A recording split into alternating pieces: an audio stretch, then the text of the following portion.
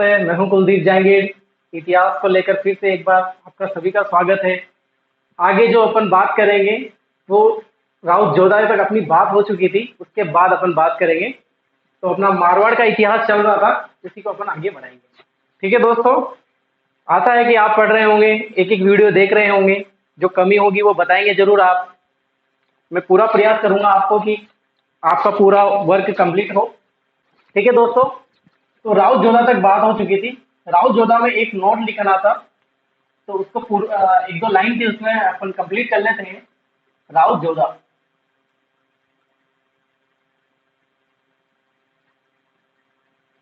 राउत जोधा जो है मारवाड़ का शासक बोलता है रणमल के बाद। शासनकाल लिखाया था मैंने इसमें दोस्तों आपको 1438 से 1489, देखिए 1489 तक। ठीक है दोस्तों, तो राव जोधा की मैंने आपको बता दी थी, संधि हुई थी इसमें आवल बावल की संधि, जो मेवाड़ मारवाड़ के मध्य संधि होती है। मेवाड़ मारवाड़ को सीमा को निर्धारण किया जाता है उस आवल बावल की संधि को लेकर। हंसाबाई के सहयोग से हुई थी। राव जोधा और मेवाड़ का शासक था राणा कुंभा, इन दोनों के मध्य जो होती है संधि होती है। तो वो संधि आपको क्लियर हो गई। कब हुई थी संधि? कब हुई थी दोस्तों संधि? आपको पता होगा संधि हुई थी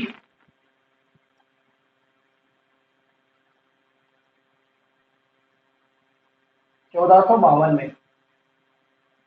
ठीक है दोस्तों, बता दिया था मैंने कहां पर हुई थी, सोजत पाली में। सोजत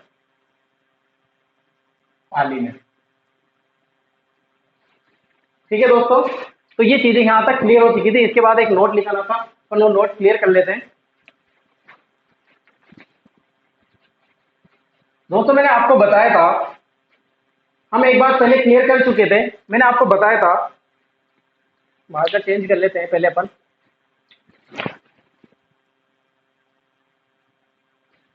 मैंने जब राउत चूड़ा अपन पढ़ रहे थे उस टाइम, तब मैंने आपको एक बात बताई थी कि सामंत प्रथा का सबसे पहले जो है किसने किया था, शुरुआत किसने करी थी, तो राउत चूड़ा ने की थी। लेकिन मैंने वहां पर आपको मार्क लगा के एक चीज बताई थी कि वास्तविक संस्थापक अगर पूछे ना सामंत प्रथा का, तो वो किसने किया था, राउत जोधा ने किया था। मैं वहां भी बताया था। ये नोट लगा लेते हैं अपन, यहाँ लिख देते हैं इसमें नोट।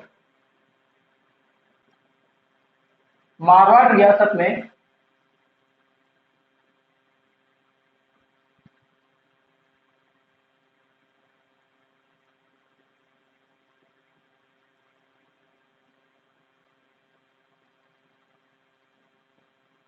सामंत प्रथा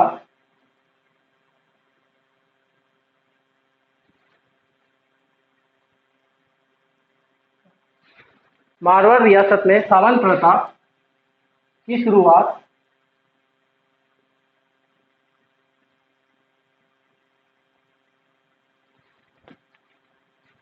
राउत जोधा के समय हुई।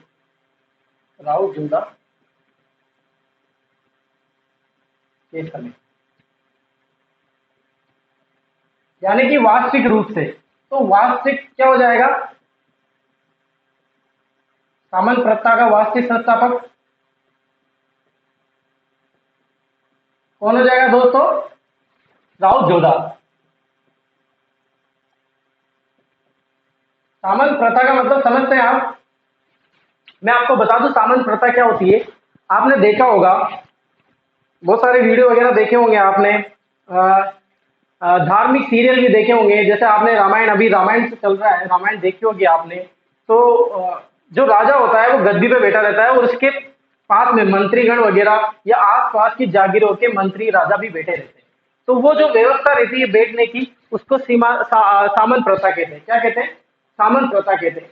इसको ही सामंत प्रथा कहते हैं। ये शुरुआत हुई थी राउत जोधा की। वास्तविक संस्थापक माना जाता है राउत जोधा। तो आपके एग्जाम में अगर क्वेश्चन आ जाता है कि सामंत प्रथा या सीमांत प्रथा किसके समय प्रारंभ हुई थी, तो आपका आंसर होगा राउत जोधा। ठीक है दोस्तों, और राउत जोधा ने मंडोर से अपनी राजधानी, मंडोर से अपनी राजधानी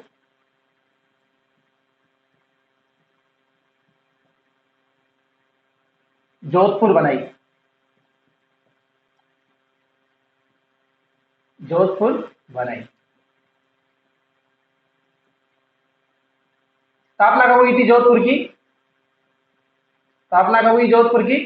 मैंने बताया था आपको पहले वाले वीडियो में, 1459 में। 100 साल बाद उदयपुर की स्थापना हुई थी 1559 में, 1559 में। यहाँ लिख देता हूं मैं, उदयपुर की स्थापना, ताकि आपको यहीं से याद हो जाए कि स्थापना कब हुई थी दोस्तों? 1559। किसने की थी? उदय सिंह ने, राणा उदय सिंह ने, मेवाड़ के राणा उदय सिंह ने उदयपुर की स्थापना की थी 1559 में, और जोधपुर की स्थापना की थी 1459 में। क्लियर है दोस्तों? ये कुछ 2 पॉइंट थे जो कल पहले वाले वीडियो में रह गए थे और यहाँ पे क्लियर हो गए। तो राव जोधा मारवाड़ रियासत में सामंत प्रथा शुरुआत करने वाला वास्तविक संस्थापक कौन है? राव जोधा।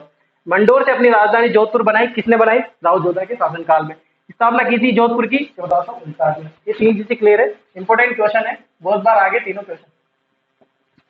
क्लियर है दोस्तों? यहां तक अपनी बात हो चुकी थी, आप स्क्रीनशॉट ले लीजिए ताकि आगे की बात करें।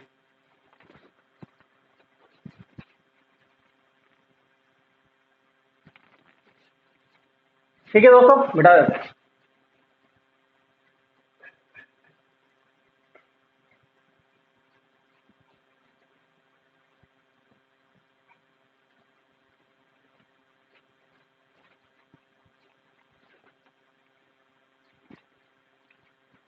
देखिए दोस्तों, राव जोधा के बाद जो मारवाड़ का शासक बनता है जोधपुर का, वो बनता है राव सातल देव। कौन बनता है? राव सातल देव। राव सातल देव जो रहता है वो राव जोधा का ज्येष्ठ पुत्र रहता है। राव जोधा का ज्येष्ठ पुत्र रहता है सातल देव। तो इसके 5 पुत्र थे, राव जोधा के 5 पुत्र थे। राव जोधा पुत्र,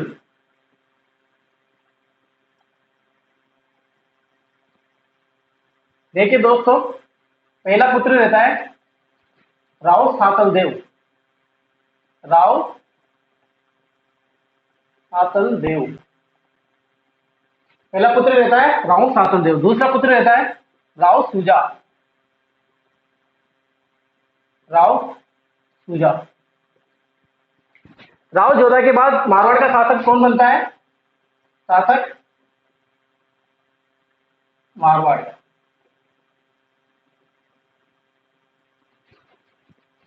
राव सातल देव के बाद शासक बनता है राव सुजा।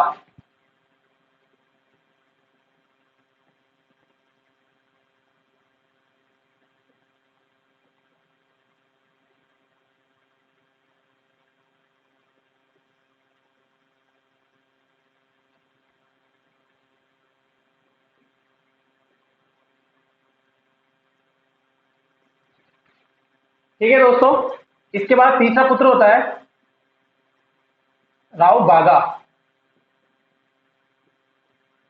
जो कि राव सुजा के बाद शासक नहीं बनता, जबकि इसका पुत्र बनता है। इसका पुत्र रहता है राव गंगा।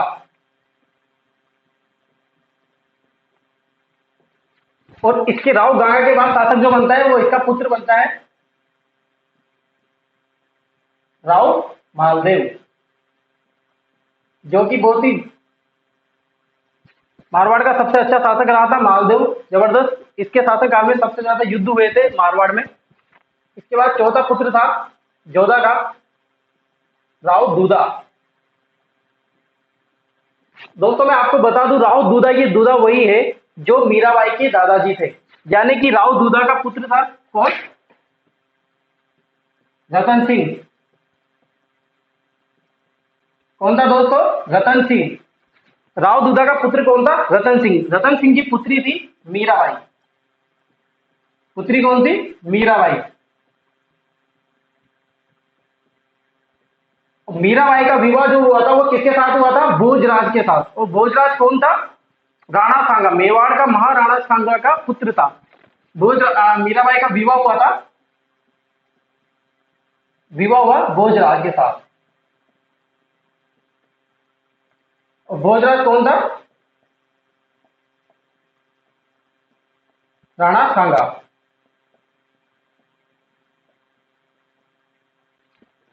ठीक है दोस्तों, राव दूधा ये वही है। रतन सिंह जिसका पुत्र था, इसकी पुत्री थी मीराबाई। मीराबाई का विवाह हुआ था भोजराज के साथ, और भोजराज कौन था? राणा सांगा का पुत्र था। ये चीजें मैं यहाँ इसलिए बताता हूँ क्योंकि आप आपके एक राजा का और क्लियर हो जाएगा कि जब अपन मेवाड़ पढ़ेंगे, मेवाड़ में राणा सांगा फिर आएगा, वहां पे भोजराज आएगा, भोजराज का विवाह जो होगा वो मीराबाई के साथ होगा, तो आपको जल्दी से याद होगा। राव दूधा की एक और बात, राव दूधा यहाँ से चला गया था, मारवाड़ का शासक नहीं बना था, और राव दूधा ने नागौर में नागौर में राठौड़ वंश की स्वतंत्र स्थापना करी, स्वतंत्र स्थापना की।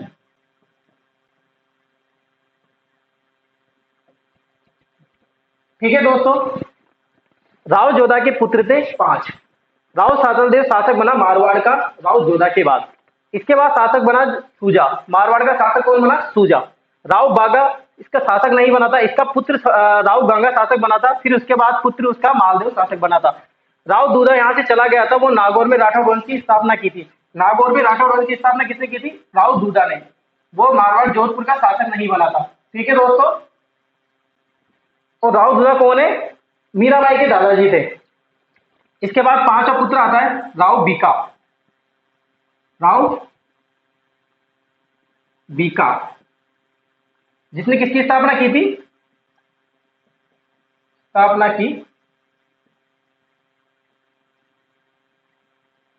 की किसकी? बीकानेर की, 1488। क्लियर है दोस्तों? तो ये पूरा राव जोधा के बारे में मैंने बताया आपको कि शासक कौन बनेगा। आपको इस चार्ट के माध्यम से पूरा क्लियर हो जाएगा और आप आसानी से समझ पाएंगे, कंफ्यूज नहीं होंगे कि राजा इसके बाद कौन आया।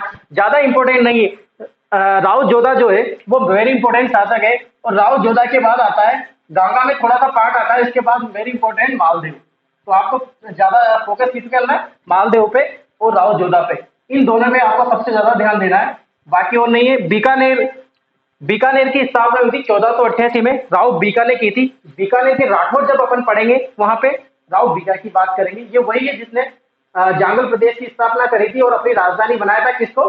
जांगल प्रदेश में। और उसके बाद इसने शासनकाल में 1488 में बीकानेर की स्थापना की थी। ठीक है दोस्तों, आप इसका स्क्रीनशॉट ले लीजिए, लिख लीजिए, क्लियर कर लेंगे। इसके बाद आगे की बात करेंगे राव सातल देव की। ठीक है दोस्तों,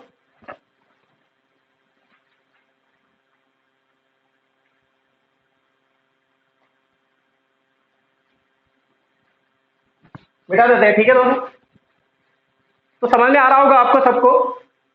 एक एक चीज बता रहे अपन, आपके कंपटीशन एग्जाम तक एक भी चीज बाहर नहीं जाएगी, आपको कोई बुक पे पढ़ने की जरूरत नहीं है।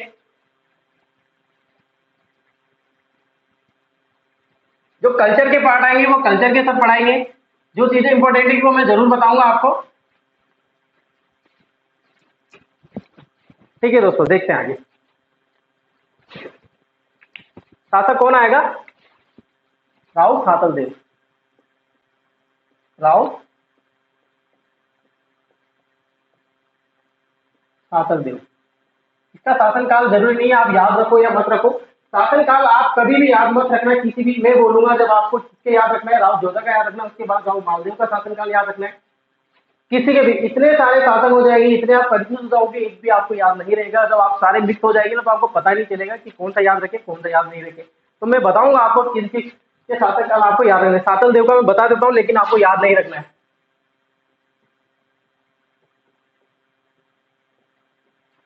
राव सेतल देव की बात करें तो इसने कोई ज्यादा काम नहीं करा।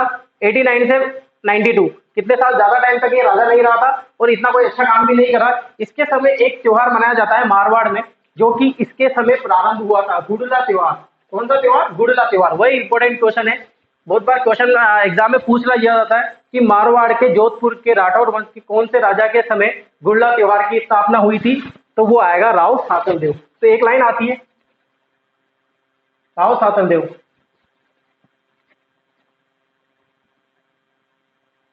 ठीक है दोस्तों, कौन था ये? राव जोधा का, राव जोधा का ज्येष्ठ पुत्र। एक जरूरी बात ये है, बस इससे ज्यादा जरूरी नहीं है, इसने कुछ नहीं करा वो। इसके शासन काल में, इसके शासन काल में, इसके शासन काल में मारवाड़ में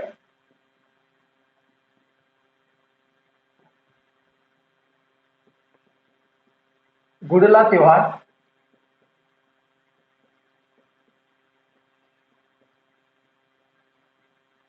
मनाया गया मनाया गया या स्थापना हुई। ठीक है दोस्तों, गुड़ला त्योहार।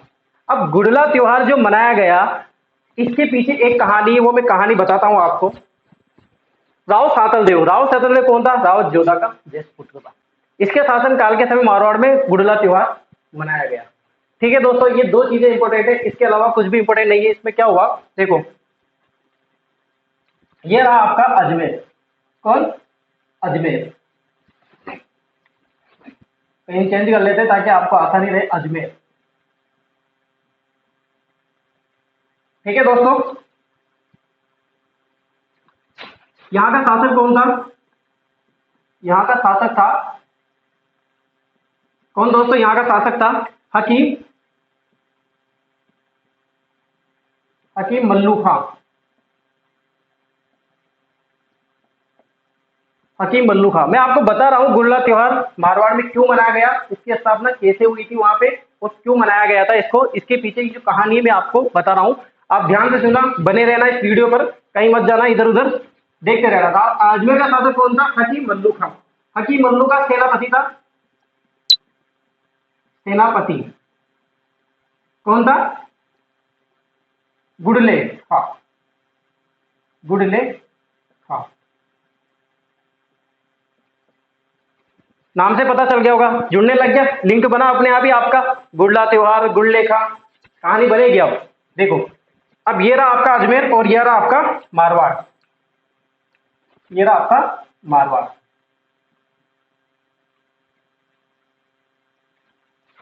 अब हुआ दोस्तों ये कि अजमेर का शासक था हकीम मल्लू खां, सेनापति को भेजा इसने जैसलमेर।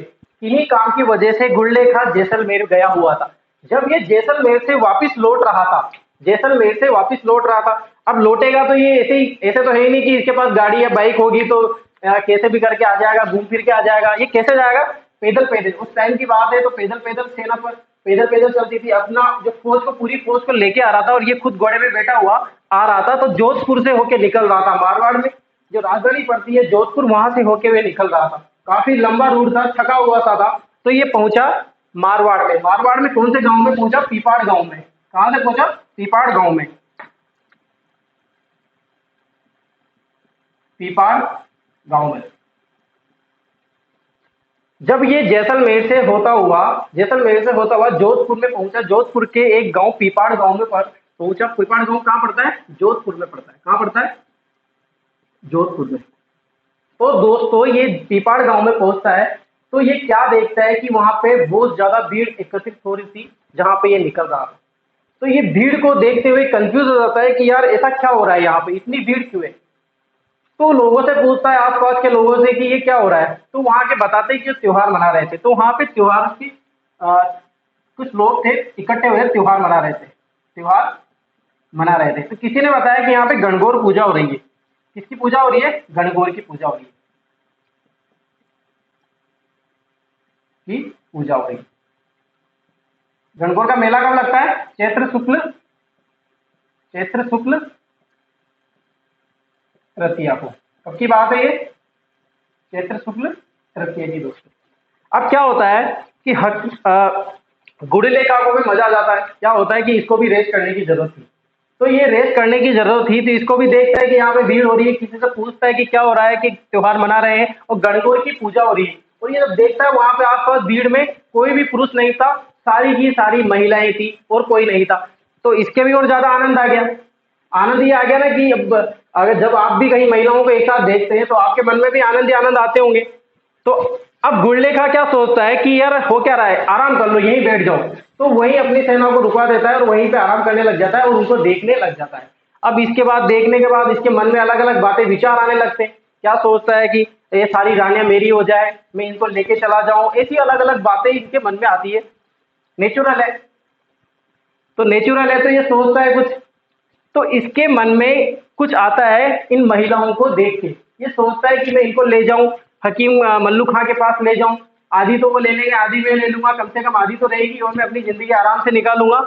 ऐसा कुछ वहां बैठे बैठे सोचता रहता है ये। तो महिलाओं की संख्या अगर देखें, यहाँ पे टोटल महिलाएं थी 140 महिलाएं थी। कितनी महिलाएं थी? 140 महिलाएं। अब 140 महिलाएं थी, गुल्ले का सोचता है कि 140 कम से कम 70 तो ले जाऊं मैं, 70 अगर हमारे राजा मल्लू खां भी रख लेंगे तो 70 है मेरे पास। तो ऐसा करके करता है, और ये मन का जो इसका जो मन है ना वो कभी रुकता नहीं है, और ये क्या कर लेता है, इनका अपहरण कर लेता है, इन महिलाओं का अपहरण कर लेता है। गुल्ले का इन महिलाओं का अपहरण कर लेता है, और ये बात किसको पता चलती है? राउत सातल देव को पता चलती है। तो राउत सातल देव को जब ये बात पता चलती है तो राव सातल देव पहुंचता है यहां पर, और राव सातल देव और गुल्ले खां के मध्य युद्ध होता है। राव सातल देव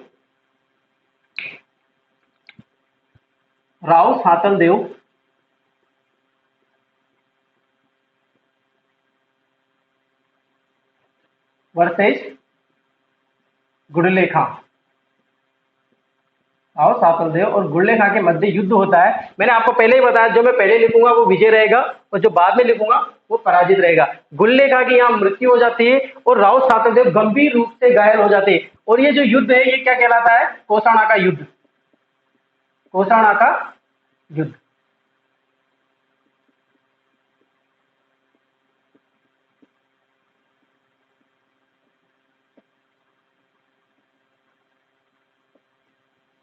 राव सातल देव यहाँ गंभीर रूप से घायल हो जाता है और गुल्ले खां की मृत्यु हो जाती है। गुल्ले खां मर जाता है और इन महिलाओं को छुड़ा लेता है। तब होता क्या है कि यहाँ से इसके ये मर गया, राव सातल देव, कोसाणा का युद्ध हो गया, राव सातल देव गंभीर रूप से घायल हो जाता है। राव सातल देव की जो मृत्यु होती है ना वो भी 1492 में होती है। लेकिन अब जो गुल्ले खां की पुत्री रहती है, गुल्ले खां इसकी पुत्री रहती है, इसकी पुत्री का नाम था गिंडोली बाई। गिंडोली बाई बोलती है सातल देव को, गिंडोली बाई जाके सातल देव को बोलती है कि आप मेरे पिता के नाम पर मारवाड़ में कोई त्योहार का आरंभ कीजिए। तो राव मालदेव, सातल देव बोलता है कि मैं तो कर सकता हूँ, उसके पापों का दंड तो उसे मिल चुका है, अगर आप तुम कह रहे हो तो इसके बारे में सोचेंगे। तो इसी कारण मारवाड़ में जो गुल्ला त्योहार मनाया जाता है, इसके पीछे की कहानी इस तरह से आपको समझ में आएगी कि गुल्ला त्योहार मारवाड़ में क्यों मनाया जाता है, इसके पीछे की कहानी क्या है। दोस्तों आपको क्लियर हो गया होगा। तो ये चीजें हैं ऐसी, और गिंडोली की वजह से ही त्योहार कौन सा मनाया जाता है? गुल्ला त्योहार। गुल्ला एक नृत्य भी होता है जो चैत्र कृष्ण अष्टमी को किया जाता है। चैत्र कृष्ण अष्टमी को मेला लगता है शीतला माता का, जो कहाँ लगता है? चाकसू, जयपुर में लगता है। अभी लॉकडाउन की वजह से, इस महामारी की वजह से वो पहली बार मेला नहीं भरा था वहां पे। आप ध्यान रखना, मैं आपको बता रहा हूँ कि चैत्र कृष्ण अष्टमी को मेला लगता है चाकसू, जयपुर में। शीतला माता का मेला लगता है। उस दिन क्या किया जाता है कि रात का बना हुआ खाना सुबह बासी खाना खाया जाता है। तो ये चीजें आपको क्लियर हो गई। तो आपको क्या रखना है? पहली लाइन इसमें एक ही चीज याद रखनी, इसका शासन काल में मारवाड़ में गुल्ला त्योहार आरंभ हुआ था। ये इंपॉर्टेंट क्वेश्चन है और कुछ भी याद नहीं रखना होता। सातल देव इतना ही है, और सातल देव के बाद जो शासक बनेगा वो सूजा। आप स्क्रीनशॉट ले लीजिए, लिख लीजिए, ताकि अपन आगे नेक्स्ट बात करेंगे।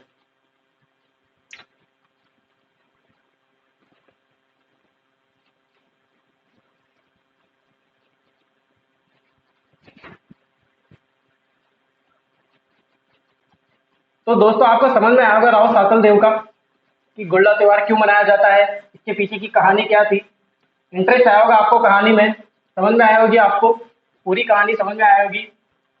एक चीज मैं आपको और बता दूं, अगर कोसाणा का युद्ध में अगर मल्लू खां भी आ जाता है कि सातल देव और मल्लू खां के नेतृत्व में बीच में हुआ था, तो वो भी राइट आंसर होगा, क्योंकि शासक कौन था? मल्लू खां था, उसका सेनापति था। जैसे आपने मेवाड़ में पढ़ा होगा कि अकबर महाराणा प्रताप से युद्ध नहीं लड़ता है, उसका सेनापति मानसिंह लड़ता है। तो लेकिन अकबर और महाराणा प्रताप के मध्य युद्ध माना जाता है। इसी प्रकार यहाँ भी ऐसा हो सकता है। तो आप कंफ्यूज मत होना इन चीजों में और क्लियर कर लेना, ठीक है। इसके बाद जो शासक बनता है वो है राव सूजा। ये हमेशा सूजा ही रहता था, इसने ज्यादा कुछ नहीं करा, सूझ के बैठ गया, ठीक है दोस्तों। राव सूजा ज्यादा इंपॉर्टेंट नहीं है, कोई क्वेश्चन नहीं है, एक भी क्वेश्चन नहीं आएगा, कुछ भी नहीं करा इसमें।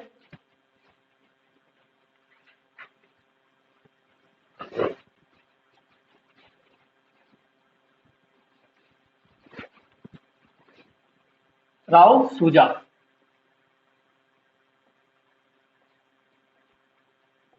शासन काल भी याद मत रखना, कोई जरूरी नहीं है। कौन था ये? राव जोधा का, राव जोधा का सेकंड पुत्र, यानी कि द्वितीय पुत्र था। किसके बाद शासक बना? राव सातल देव के बाद, राव सातल देव के बाद शासक बना। एक बात आती है जो ध्यान रखने वाली बात आती है, फिर भी कभी नहीं आएगी। राव सूजा के समय ही राव बीका ने मारवाड़ पर आक्रमण किया था। एक लाइन लिख लीजिए आप, आएगी नहीं कभी भी, मैं आपको कंफर्म कहता हूं कभी नहीं आएगा ऐसा। 10 बार लिख दूंगा, 50 बार भी आपको यही बोलूंगा कि नहीं आएगा, कभी नहीं आएगा, नहीं आएगा। फिर भी आप लिख लीजिए इस बात को कि राव सूजा के समय समय राव बीका ने मारवाड़, मारवाड़ का मतलब जोधपुर, जोधपुर पर आक्रमण हुआ।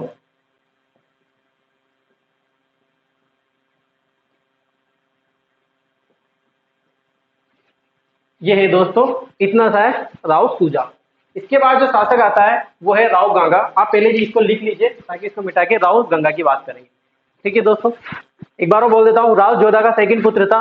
राव सातल देव के बाद शासक बना। किसके बाद? राव सातल देव के बाद। इसके समय राव बीका ने मारवाड़ पर आक्रमण किया। किसके समय? राव सूजा मारवाड़ का जोधपुर का शासक था और बीका बीकानेर का शासक था। ठीक है दोस्तों, लिख लीजिए आप।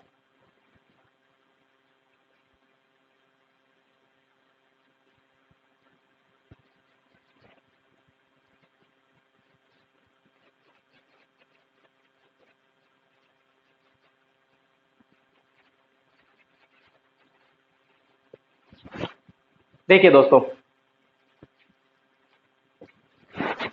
कौन आएगा? राव गंगा।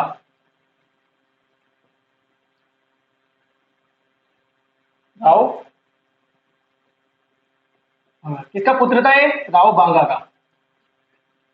राव बांगा का 1515 से 1532। थोड़ा नीचे लिख लेते हैं।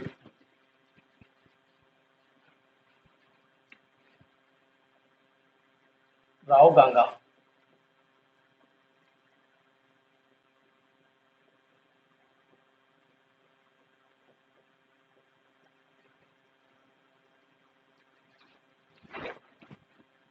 किसके बाद शासक बना था? राव सूजा के बाद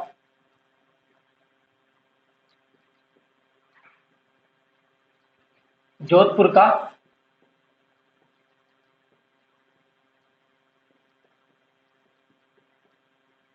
शासक बना। किसके बाद शासक बना? राव सूजा के बाद।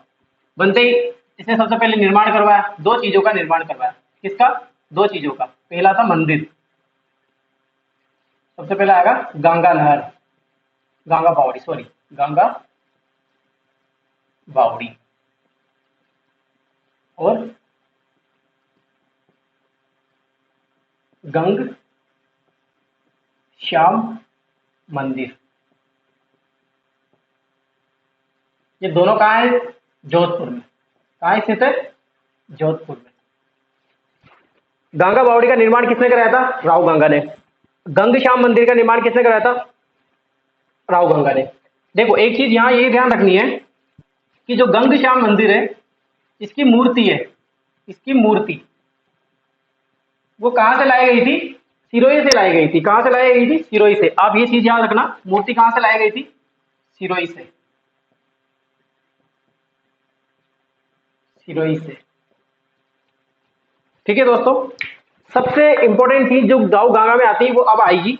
वो बात यह है कि राव गांगा ने क्या करा, मेवाड़ का शासक था इसके समकालीन राणा सांगा, राणा सांगा से राव गांगा ने मित्रता कर ली, तो मित्र अच्छे हो गए।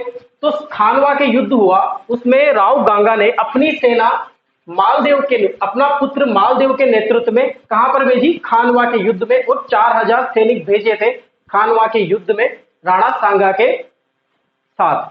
तो किसने भेजे थे, राव गंगा ने। तो वो लाइन वेरी इंपॉर्टेंट है। नेतृत्व कौन कर रहा था, इसका पुत्र मालदेव। राणा सांगा से, राणा सांगा से मित्रता के बाद, मित्रता के कारण खानवा के युद्ध में, खानवा के युद्ध कब हुआ था, किस किस के मध्य हुआ था, बाबर और राणा सांगा के मध्य। जब मेवाड़ पढ़ेंगे वहां पे और क्लियर करेंगे, 1527 में हुआ था। खानवा के युद्ध में मालदेव के नेतृत्व में, मालदेव के नेतृत्व में अपने पुत्र, अपने पुत्र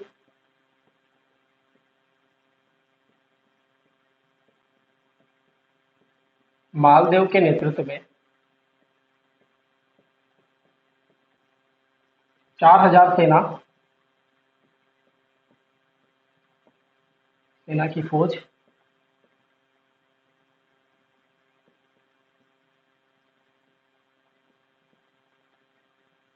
भेजी थी या सहायता की।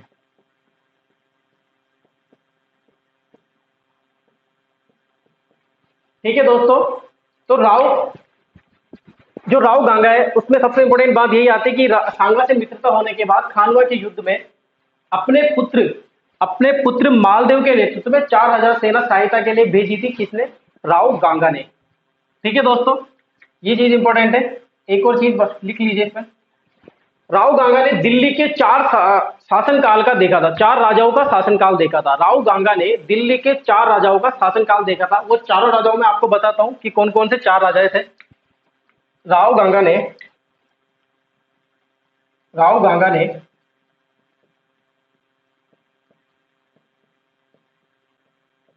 दिल्ली के 4 शासनकाल, 4 राजाओं का शासनकाल देखा। कितने राजाओं का शासनकाल देखा, 4 राजाओं का शासनकाल देखा। पहला राजा सिकंदर लोदी,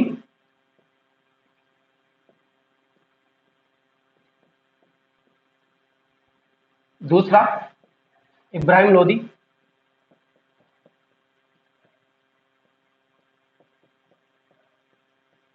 तीसरा है बाबर, चौथा है हुमायूं। और जो सबसे ज्यादा शासनकाल देखा था वो देखा था राव गांगा ने इब्राहिम लोदी का। यानी कि इन चारों से सबसे ज्यादा शासन करने वाला कौन था, इब्राहिम लोदी। इब्राहिम लोदी सबसे ज्यादा शासनकाल देखने वाला है, राव गांगा सबसे ज्यादा शासनकाल देखने वाला इन चारों में से इब्राहिम लोदी का। तो आप ध्यान रखना, इब्राहिम लोदी का सबसे ज्यादा शासनकाल था राव गांगा के समय, सबसे ज्यादा। क्लियर है दोस्तों, ये चीजें क्लियर हो गई आपके, समझ में आया होगा आपको कि राव सुजा के बाद जोधपुर का शासक कौन बना, राव गांगा। राव गांगा ने शासक बनते ही सबसे पहले किसका निर्माण कराया, गंगा बावड़ी का और गंगश्याम मंदिर का। इसकी मूर्ति कहां से लाई गई थी, सिरोही से लाई गई थी। राणा सांगा से मित्रता के कारण खानवा के युद्ध में अपने पुत्र मालदेव के नेतृत्व में 4000 सेना कहां भेजी थी, इसने मेवाड़ भेजी थी। और राव गांगा ने दिल्ली के 4 राजाओं का शासनकाल देखा था। पहला था सिकंदर लोदी, इब्राहिम लोदी, बाबर और हुमायूं। सबसे ज्यादा शासनकाल करने वाला कौन था, इब्राहिम लोदी। इसके बाद देखो मृत्यु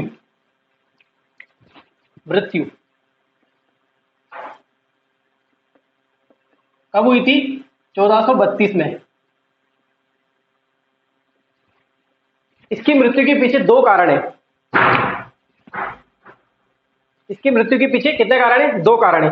हुआ यह था कि इसकी मृत्यु जो हुई थी, अलग अलग इतिहासकार अलग अलग 2 राय बताते हैं। कोई कहता है कि अफीम के नशे में महल की छत पे या खिड़की से गिरकर इसकी मृत्यु हो गई थी। और कोई इतिहासकार ये कहता है कि इसकी मृत्यु अफीम के नशे में जब खिड़की पे खड़ा था तो धक्का दे दिया था किसने, अपने पुत्र मालदेव ने। तो इसकी मृत्यु कैसे हुई थी, किसने की, मालदेव ने, मालदेव ने।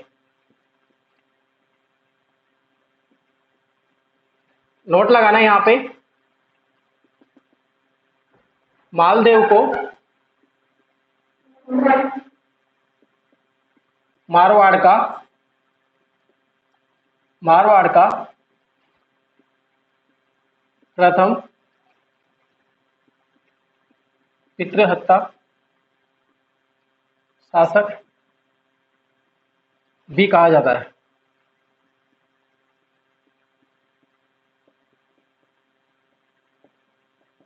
ठीक है दोस्तों, अब इतिहासकार देख लेते हैं रेवू जी के अनुसार। किसके अनुसार, रेव जी के अनुसार, जी के अनुसार इसकी हत्या कैसे हुई थी, अफीम के नशे में, अफीम के नशे में खिड़की से महल की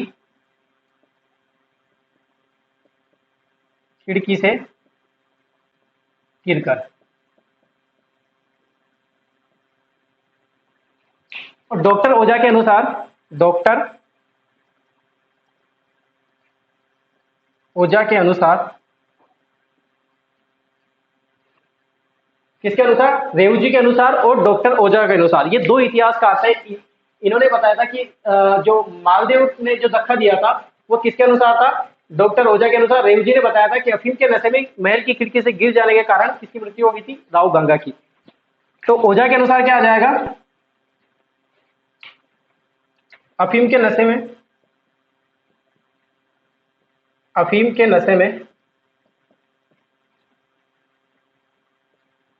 महल की खिड़की से राव मालदेव ने